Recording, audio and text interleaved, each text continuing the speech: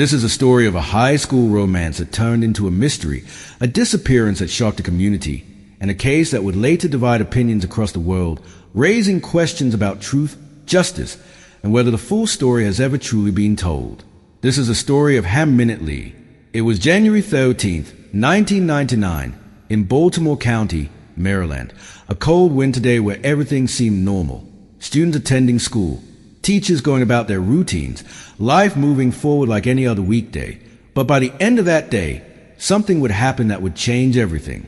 Hae Min Lee was an 18-year-old high school senior, known for her bright personality, her independence, and her close circle of friends.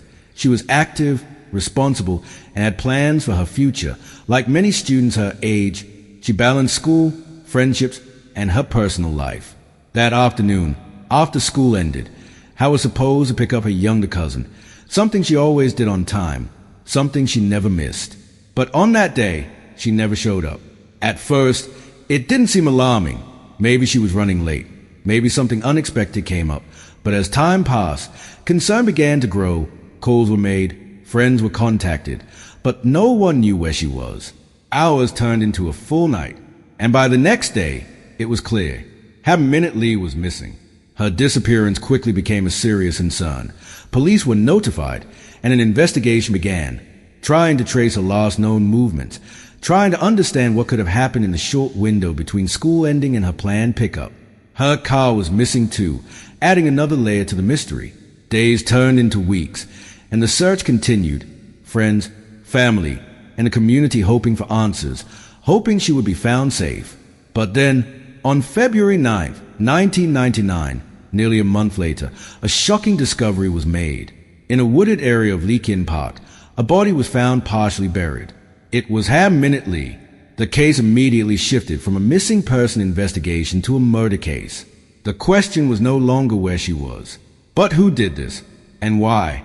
Investigators began looking closely at the people in her life, her friends, her routine, her relationships, trying to find any clue, any connection that could lead them to the truth. And soon, attention turned towards someone from her past. Adnan Syed. He was her ex-boyfriend, someone she had once been close to, someone who had shared a relationship with her during their time at school. At first, he didn't seem like an obvious suspect, described by many as polite, intelligent, and well-liked.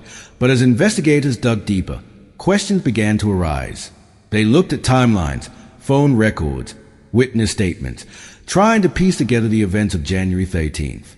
One key figure in the investigation was Jay Wilds, someone who claimed to have been involved after the fact. Someone who told police that Adnan had confessed to him about the murder and had asked for help in burying the body.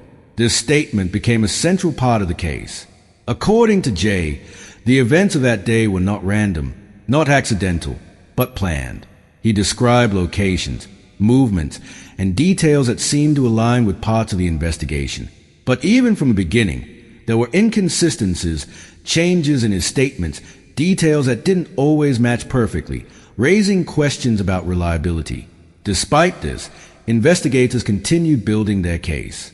Phone records were analyzed, showing calls that were used to support parts of the timeline presented by the prosecution. Locations were mapped, movements reconstructed, every piece of evidence examined carefully. Eventually, Adnan Syed was arrested and charged with the murder of Hae Min Lee. The case moved to trial, where both sides presented their narratives. The prosecution argued that this was a case of jealousy and rejection, that Adnan could not accept the end of the relationship, and that this led to the crime. They relied heavily on Jay's testimony and the phone records to build their timeline.